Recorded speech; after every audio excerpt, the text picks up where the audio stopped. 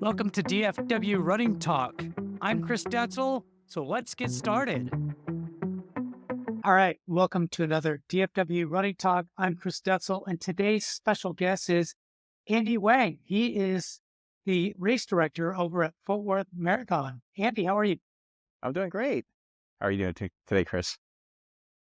I've seen you a lot in the running community. I've run into you at different races. You and I have never really, we might have said hello, but I don't think we've really had a great discussion. So here we are today.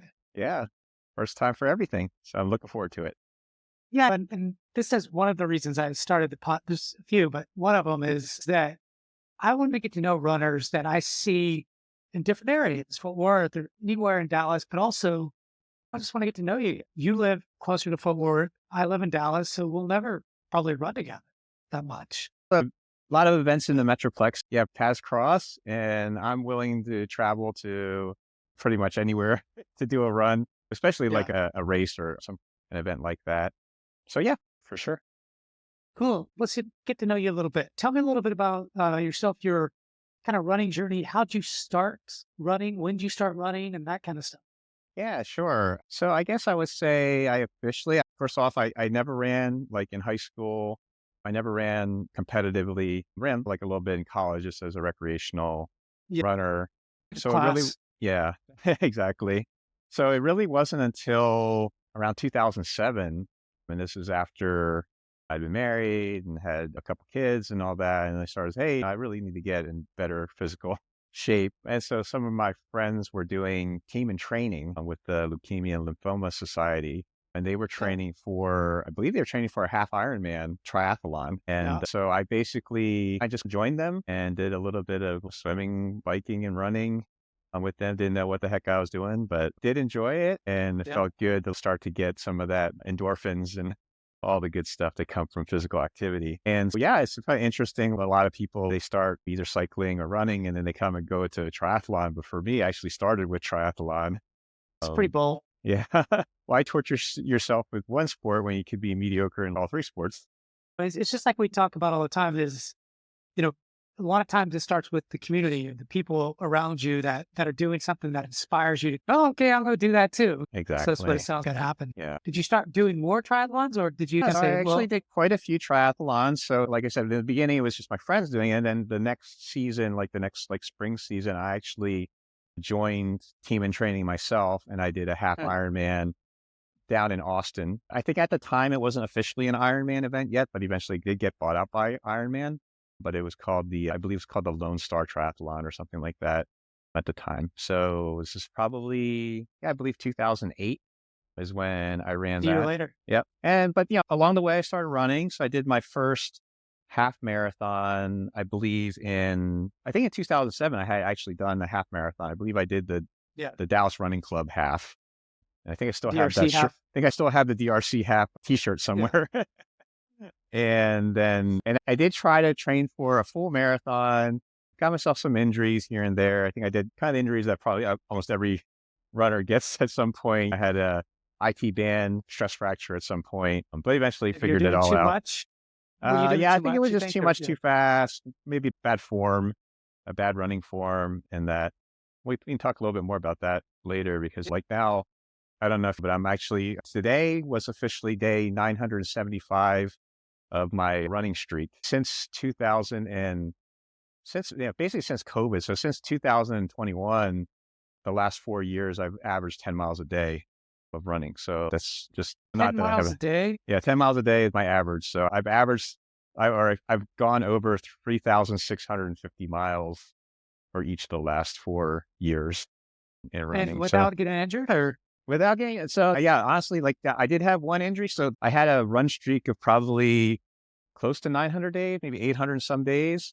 And then I did somehow tweak my hamstrings. And so Yeah. I fell right away and I just took I was like, okay, because like some people would just try to still run through that.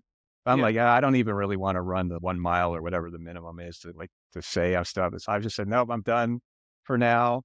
And miraculously, like I felt better after about a week. I did a week of like Okay. only cross training and walking. I could walk fine, but I just couldn't run. And I just started right back up. So now I'm back at day 975.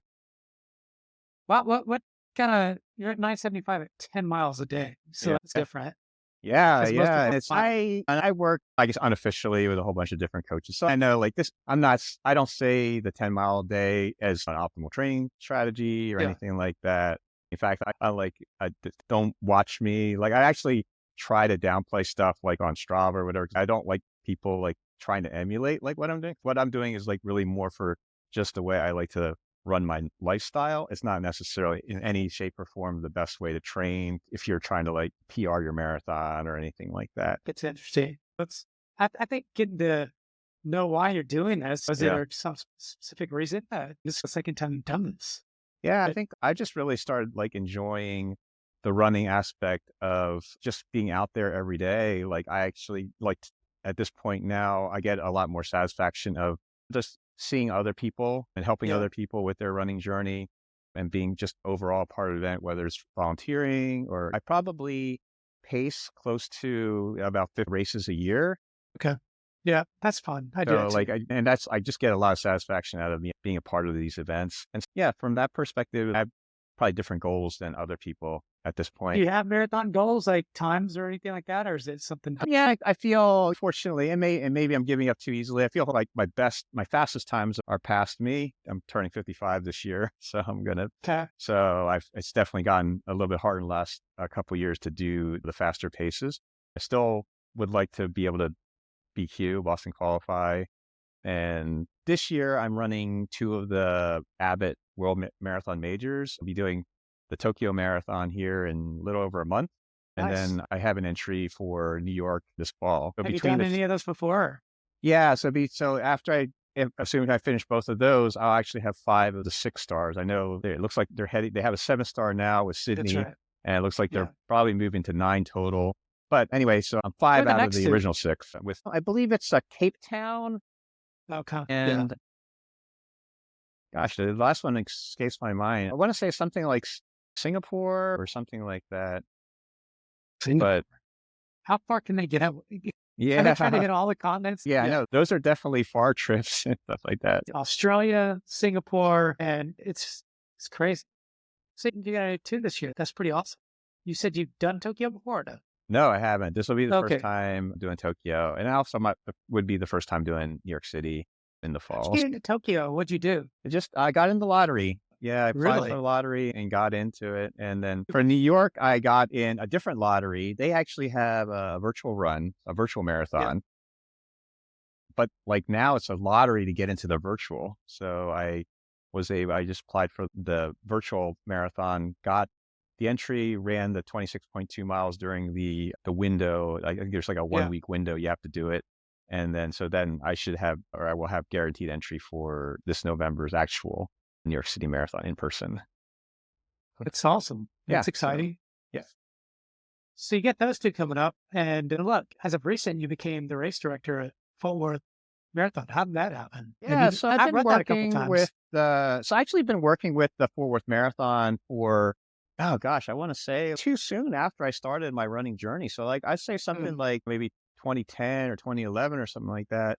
I started working. So this year was the 18th year or I'm sorry, 2024 was the 18th year for the marathon. And yeah. so, yeah, I joined probably after it started for maybe 4 or 5 years, and I just volunteered.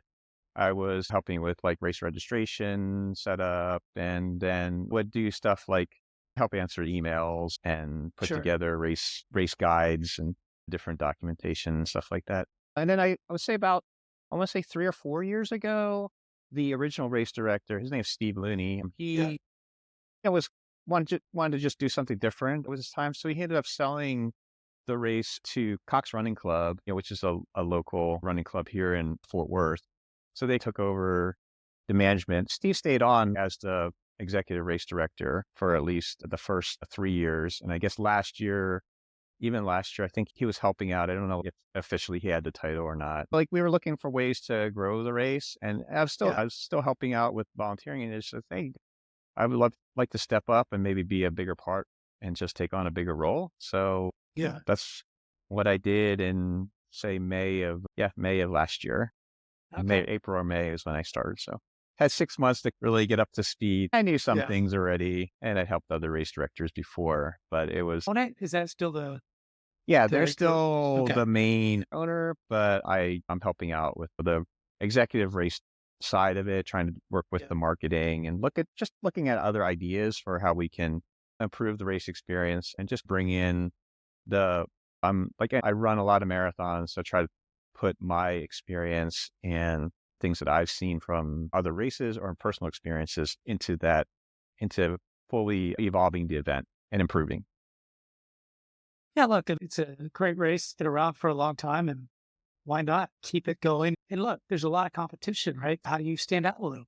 And I think Yeah. that's important. Well, and I think, there's always a balance between saying, oh, like we have competition and that, but I do feel like we have so many runners in DFW and then even outside of our immediate metro area that are interested in doing longer events or bigger events. I think that it's not necessarily a zero-sum game. We're trying to grow the sport. We're trying to do that. Yeah. And we do as much as we can. We try not to conflict with a lot of other running clubs and their events. We've worked with the Grapevine Running Club. We looked at like other races. Like I have many friends that work at the Run Project team. So we try to make sure that as much as we can, that we don't conflict That makes with sense. races and things like that. Did you learn a bunch for the last 6 months? Yeah, there's always room for improvement, and like it's like any other big project, a little bit of Murphy's Law and trying to Uh-huh. mitigate what might what might go wrong. And so yeah, so there's a lot of experiences come from there.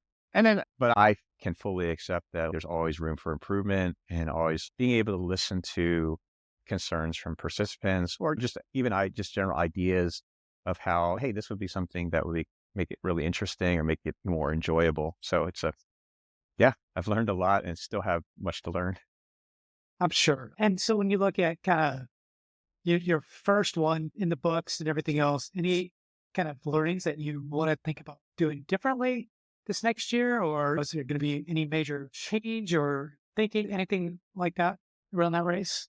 I think Expansion that maybe like, down the road? How yeah, to, there's definitely, I think, areas that we can improve. Some things that were like maybe not as much in our control, like on race day, but like ways to mitigate around things like we had somebody steal some of our signs race morning or the night before. I don't know exactly when it happened, but that was obviously disappointing. And then we had an issue with some of the porta potties. I don't know if they delivered to the wrong spot or they're just running late. There's like always you're just little always going to have things. problems with that stuff. Yeah. So Yeah. I think Little with things. there, like maybe looking at ways to mitigate those things. So, for example, with the signs, maybe doing some sort of like other additional markings that being able to get more volunteers for course monitors, some for critical junctures, and then with the porta potties, maybe that part I do have some of the stuff that we farm out the logistics to sub teams, but working with them and saying, hey, maybe it makes sense to have maybe more than one vendor. That way, in case one is just not there, at least you have half of the supplies available. So these are some of the things that we're toying around, but we definitely hear like concerns. The other thing was just timing of the race. When you do an event like a marathon, some of the participants can take quite a while before they finish. And the big goal is to make sure that the finish line experience is going to be as good for people that finish, as far as for the fastest finishers versus the people that finish a little bit slower or a little bit later in the day, to make sure that we still have the same amount of energy. So we're Like that. ideas for early start options, and then also really holding our partners and other vendors, et cetera, to make sure that we still have a positive They finish line stay there. experience for, yeah. Yeah. That makes sense because 5 or 6, what's the cutoff? Like 6 hours or something? Or 6.5 hours officially okay. from again start of 7:30. I believe the finishing time or the finish line closes at 2 p.m. So it's 6.5. But we want to support everybody. So we're Of looking course. at ways that people could start 60 or 90 minutes earlier, so they'll still finish like around the same time as say somebody who's doing a 4.5 hour marathon, and they can still feel that finish line energy. And then worst case is like just making sure that we still have enough of the post-race amenities for everybody. Yeah. No, that makes sense. Hey, that you guys have half marathon. Marathon is a 20 mile. Is that right? Or Yeah, is half that marathon, 20 miler, and a two-person relay. okay? I guess I didn't know about the 2 person. What is the distance on that? So that one, what we did last year was there was an exchange point at one of the water stops. We didn't have very many teams. I think we only had 3 or 4 teams Mhm. for the Okay. relay. So it's Was that something net? that we're still looking into right now for whether we keep it. But I think it was somewhere around the mile 14 mark, I think. So Okay. there's a 14-mile leg and a 12.2-mile leg or something like that. Okay, got it. Well, sounds fun, but sounds like they didn't have a lot of people sign up for it. So Yeah, it they was. great to keep doing it. Yeah, because well, so what happened was the race used to have a 2-lap course that was all on Mhm. the Trinity Trail. And I'm not saying that there was probably a ton of relay participants even in past years, but it made sense that, okay, somebody runs the first lap and then they come in and then the next Yeah. person grabs the baton or whatever, and then runs the second lap. But with the new course, since we actually, the first like 11 plus miles are not part of the Trinity Trail, except for maybe getting out to the road initially. But a lot of the trail now is on Overton Park Okay. Boulevard and other parts of some residential streets, Colonial Golf Course area, that sort of thing. So with the course change, they weren't going to be back at the start line. So we had the exchange point at it was actually a pretty big water stop and a nice area too, off of the Clear Fork Trailhead. But that was where the exchange point was for the relay now. So not to compare, but as you look at expansion down the road, let's say it's maybe it's not expansion, but adding like a 5 and 10K for Yeah, even more runners. we did have a 5K last year, and Yeah. so our big change for this year is that we turned our event into a 2-day event. So we're going to have a 5K and a 10K Okay. on Saturday. So the race Yeah. this year is going to be November 8th and 9th. So on Saturday the 8th, we'll have 5K and 10K, and then the longer distances will be on Sunday. And that'll be great because we have more. We didn't really have too much an issue from a route and trail like number of runners on the trail impact Yeah. because we had different start times and the K route was so much shorter than the longer distances. But this coming year, we'll have more flexibility with respect to parking, with respect to making sure that we have like all of the post-race amenities and that sort of thing. Do you guys have like many events throughout the year to build up to that particular race or? So even though like now I'm only officially the race director for the Fort Worth Marathon, and actually, another race that I'll be the race director for is the Hell's Half Acre Marathon and Half Marathon. That's coming up in July. So Oh, that's my other race that I'm trying to. That's not going to be quite as crazy as the Fort Worth Marathon because of the nature of that race. So that yeah. race, we can like just switch gears temporarily. That Yeah. race Yeah. started. Gosh, I think that race is also probably about 17 or 18 years total. Although it's only been called Where is Hell's this race again? so it's in Fort Worth at Okay. Trinity Park. So what happened Okay. was there was a race that started, gosh, I think also about 17 years ago. It was called El Scorcho. Yeah. I know it And well. Yeah. okay, so yeah, so El Scorcho started because, and hopefully I don't screw the story up, but I believe one guy had a major birthday and everybody just decided that they were going to run a 50K, 31 miles in the middle of the night. And so they mapped out a 5K loop in Trinity Park and they all ran it Keep 10 doing it. times. And anyway, so like it just started growing into an actual event. And I think it went for 9 or 10 years. Yeah. And then they were like, oh, like we just don't want to do it anymore. And I think some of the race directors like moved away from the area and that sort of thing. It went for a while, but so we're like, hey, this is like a cool event. Like, why don't we do Yeah. it? So Cox Running Club actually came up and tried to do a similar event called Hell's Half Acre. We didn't want to take the El Scorcho name just in case they ever wanted to restart the race and Yeah. that sort of thing. But it was the same general time frame. But it had a night start, which is the big thing. Like the original El Yeah. Scorcho started at midnight. At some point, they started moving it to 11 or 10 p.m. So we did in the Cox Running Club, we did something similar where we'd have 10 p.m. for the longer distances. And I think I can't remember the exact rationale for it, but I guess to make it more of a classic distance, it was changed from a 25K and a 50K to a half marathon and a full Uh-huh. marathon, a little bit shorter. And then we added a 5K and also I believe a 10K, but those were like more earlier in the evening. So I think like around 7:30 p.m. start. And they had 10 p.m. Really for hopped in. yeah, that's warmer, but then those are the shorter distances. The Yeah. really cool thing I hear you. about Hell's Half Acre and El Scorcho prior to it is that it's the only race where as you keep running more and more miles or laps or whatever, it actually starts getting cooler. So right Yeah, around sort midnight, of. you can start because the sun's gone down for a while. You can actually Yeah. feel a little bit of breeze. That's the one redeeming I did factor. El Scorcho, one of the races there. My wife, she did her first 50K at El Oh, wow. Scorcho. That's a Yeah. good one. So I think I it's did the funny because, 50K twice yeah, and the 25K I did the many times. 25K. And I was just so tired afterwards. Yeah, we always called it the El Scorcho hangover because the Yeah. next day you're so like jet lagged. Yeah, man. Cause you go on a run, you go home, maybe you sleep for a few hours and then you're just like, oh man. And so I for think the the rest of the crazy day, you're thing just was screwed. like there was a couple years where I think Too Hot to Handle was Yeah. Sunday morning. And so people would basically like not some really crazy people. I don't think I never did it myself, but some really crazy people would go and then they would run it and then literally just go to do Too Hot to Handle. I think I did something crazy like during That Ironman is training. ridiculous. Yeah, I think I did. I think one day I did a 70 bike ride in the morning Yeah. and then I swam 4 or 5,000 meters like in the pool Saturday afternoon, and then I ran a 25K at El Scorcho, and this was before Ironman. So I was like, okay, that's like close to Ironman distance. Yeah. It's all within less than 24 hours. At least Isn't you too get bad. your running in too, Yeah, exactly. at night. Look, so this will be your first then to do that particular race. I'm sorry, I missed the question.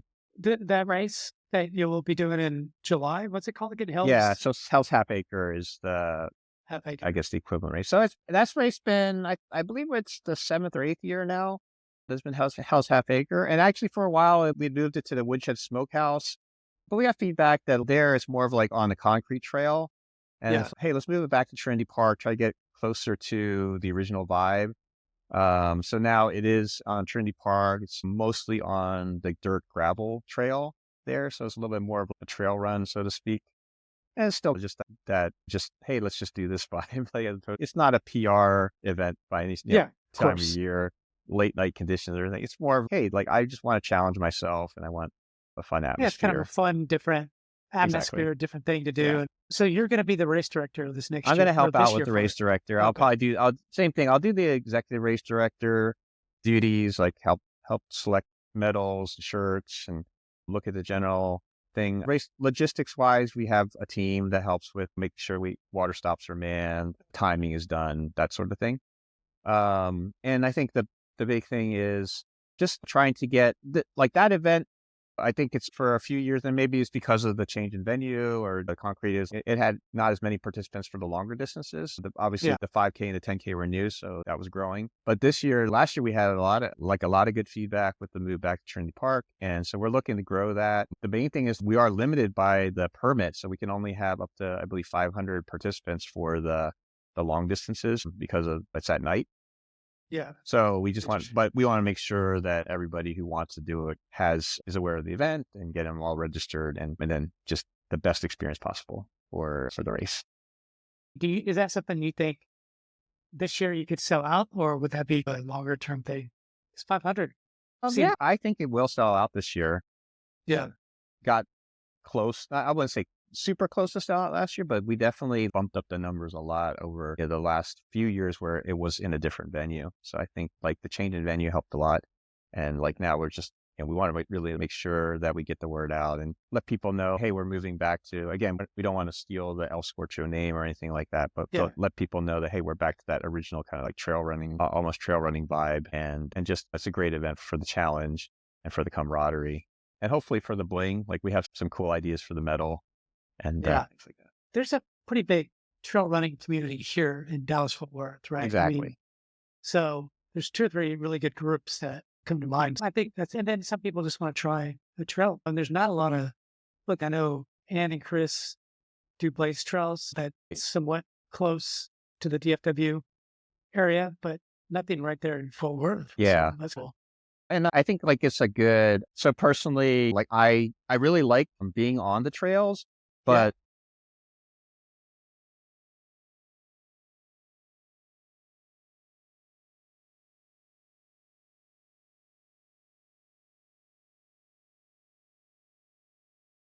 for Yeah. to run trails well. So this is the type of trail where it's not so technical, it's more of Yeah. dirt and gravel as opposed to something where there might be roots or very unstable surfaces and that sort of thing. And I get it. Like I totally understand like why people who do trail running like that type of environment. So I love it. I'd like to support that as much as possible. Yeah. Look, I think there's something for everyone. And Exactly.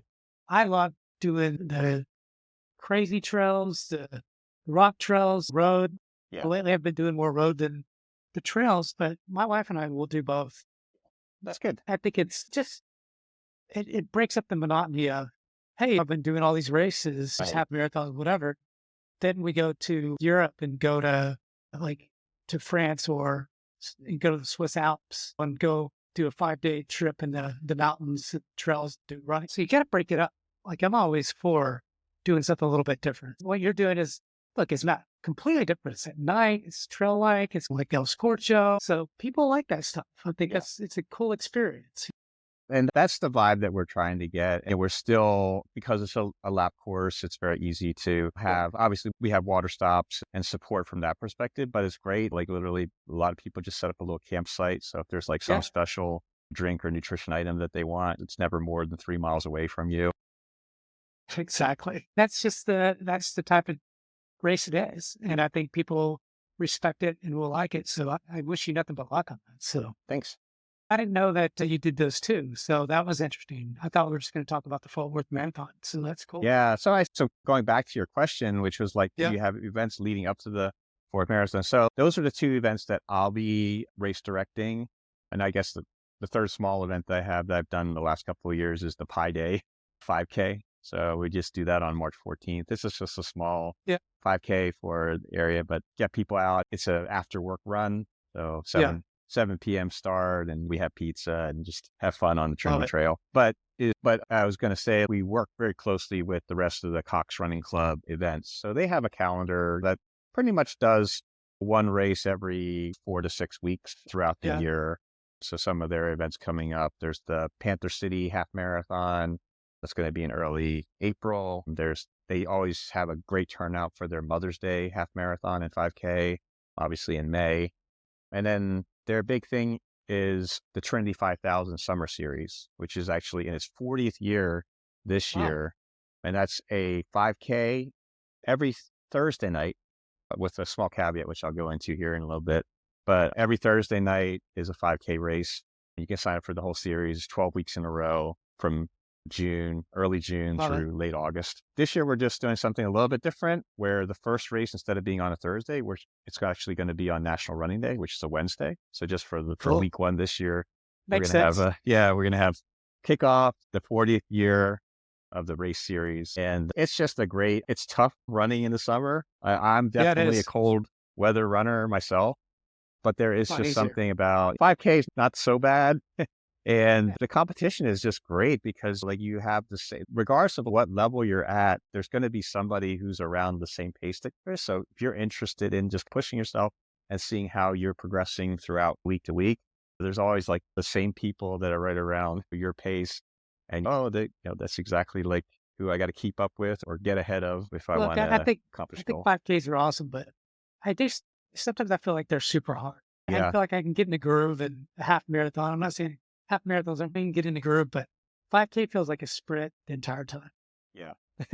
I think every distance can challenge Yeah, you in different ways. of course, of course. A few years ago, one of my running friends was trying to do really well in the mile.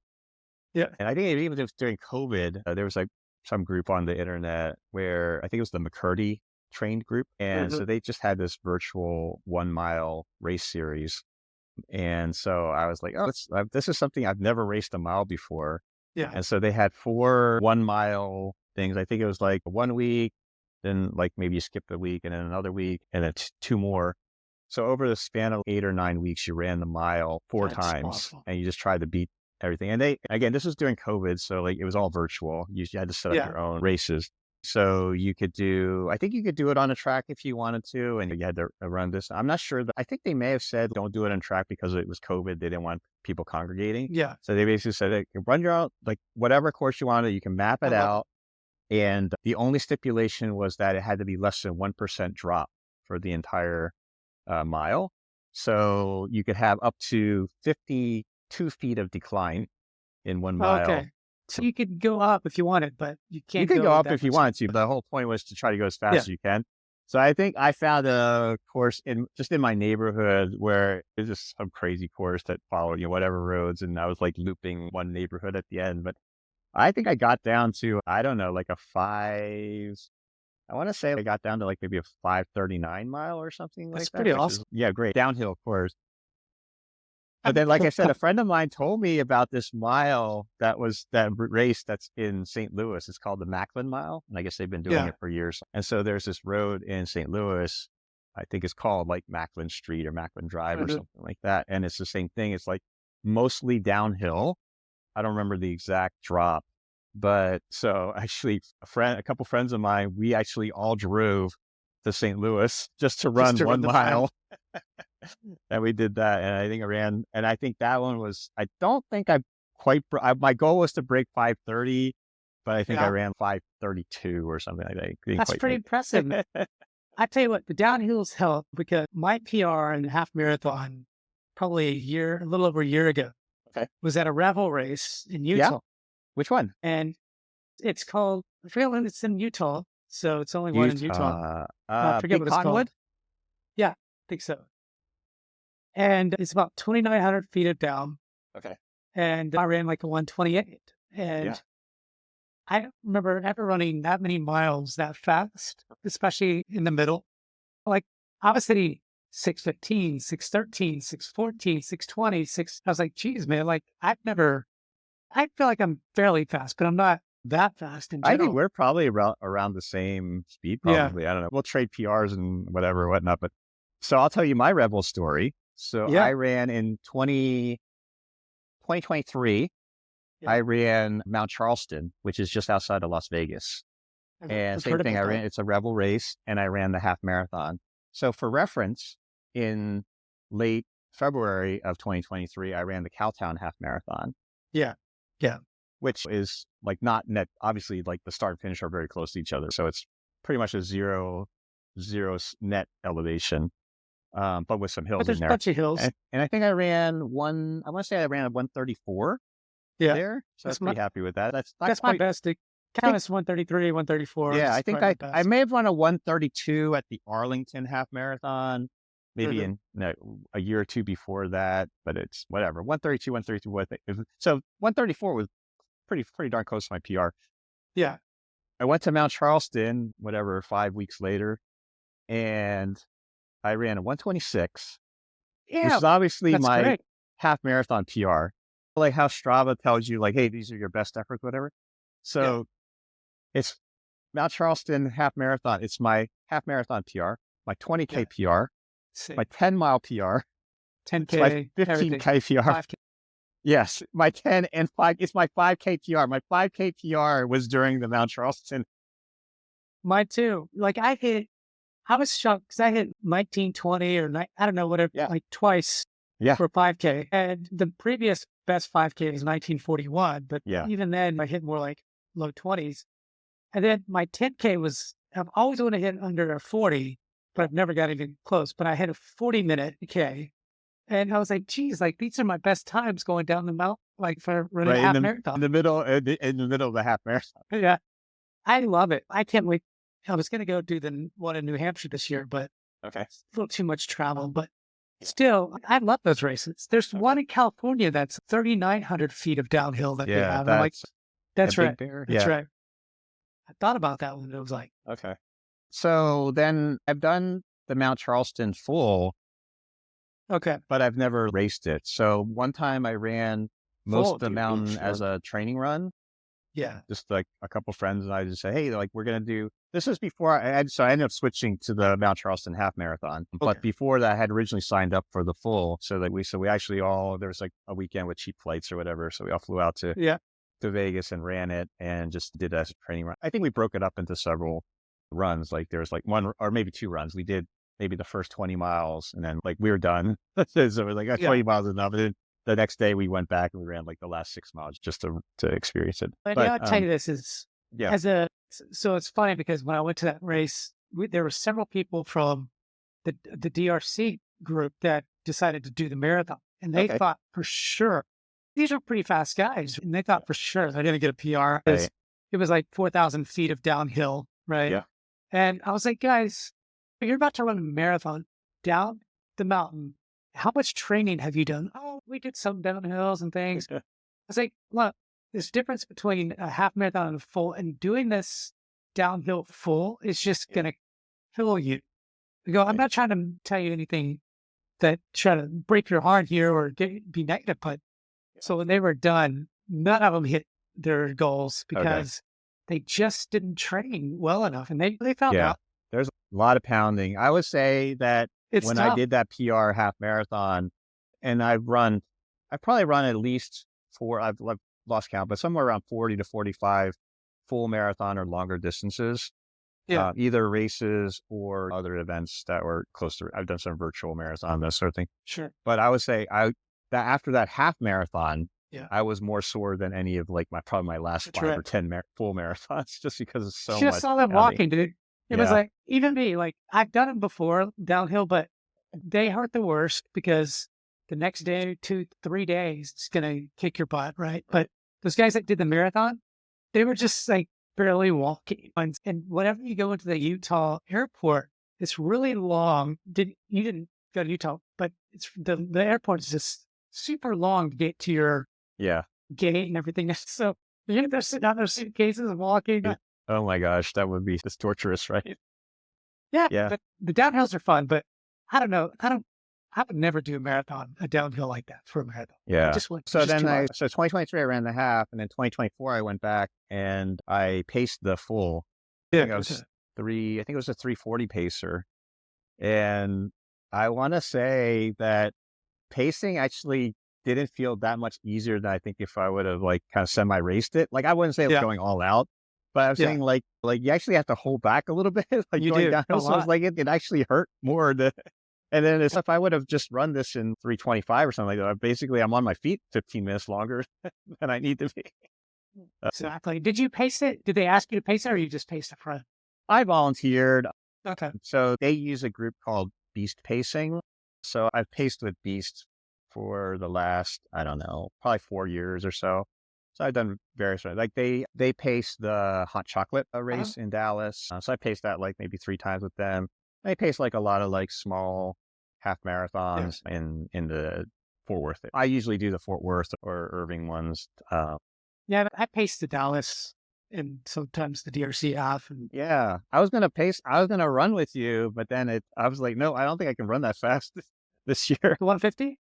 Yeah. Yeah, because I did the ultra. I'd never done the ultra at Okay. Dallas, so Yeah. my plan was to actually run I was going to run with the 4 hour marathon group because a friend of mine Yeah. was pacing that. But I ran with her for the first 5 miles, and then I was like, oh, I don't think this is happening today. So instead of It they were was a running rough like a day. 9:05 pace or whatever, so Yeah. I ran nine. I was like, no, I think I'm going to run like 9:30 or something. Look, And so I generally can run a 150 pretty easily, but that day it was it was difficult, humid, right? especially, It was kind of yes, hot hot. and very humid. And Yeah. I love the race. Yes. Dallas has done such a good job over the last several years to making that really a lot of fun. Oh yeah, that's an amazing race. That's what I'm saying. Like people are always like, you should go way back to this competition. No, I will run all the races. I'll run Yeah. Cowtown. I will run, I'll Yeah. run all the Run Project races. Like whatever is out there. I like the whole atmosphere and energy Yeah. from the running community. That's really Well, what Andy, this has been such a great discussion. It's just like we were just running together, hanging out, and that's really, in my opinion, what it's about. Is there something that I should have asked you that I just did and missed? No, I don't think so. I hope I can see everybody and meet everybody out there. I'm on Strava. If anybody wants to follow me, Andy Wang, and you can Yeah. look at all my crazy antics. How about I ask you, what's the craziest or most memorable run that you've done in the last few years? There's a few. I'll say that one is when I PR'd the half marathon to down the mountain. I went with a friend from Boston. And so I used to work with him. Now we have a podcast together around data that, it was fun to get him out there running the half marathon with me. And so having that experience with getting the PR, but also seeing him get done with doing a lot better in the half marathon was a lot of fun. And that was a little over a year ago. I think that was 2023, 22. I don't remember. And then my wife and I ran in the Alps this last summer back in September. It's called Running the Alps. So we went to France, ran in the Alps there, and then went to Switzerland, ran in the Alps there. I got to see a friend there for a day, half a day anyways, and hung out with him for a little bit. But just running in the mountains, things like that, and just was run, climb, wasn't like a lot of hiking mostly, but that's a lot of fun. It snowed on us like hardcore in September. That was a lot of fun. And then the other one that comes to mind is 3, 4, however many years ago, 5, we went to Colorado and we did the 7-day, 120 miles, 6-day, 120 miles and 20,000 feet of gain in Colorado, and just did lots of running, hiking, and we had to be a team, my wife and I. So we had to run at the same time. She had to wait up for me a lot and help me a lot, but it's just a great experience and a great racing experience and everything else. And just those things really, and the last thing I'll say is running with the community here in Dallas has just been a great experience for me. And I believe that community is the key. Keep going, to keep motivating you, to have beers, to just hang out. Doing this podcast is another reason why I do that. I get to meet awesome people like you that are doing some cool things, that just get involved in the running community and do even more by race directing, by doing a lot of stuff. And I didn't know you had a 10-mile streak for 900 and something days, or whatever. It's crazy, but it's fun. Like, you haven't got injured, and so it's working for you. So it's pretty cool. So I don't know if that answers your question, but yeah. Yeah, no, that's great. That's awesome. Probably for me, it's like there's been so many different runs. Yeah. Like just recently ran with a bunch of friends. We ran from Dallas to Fort Worth. It was a Yeah. 35-mile adventure.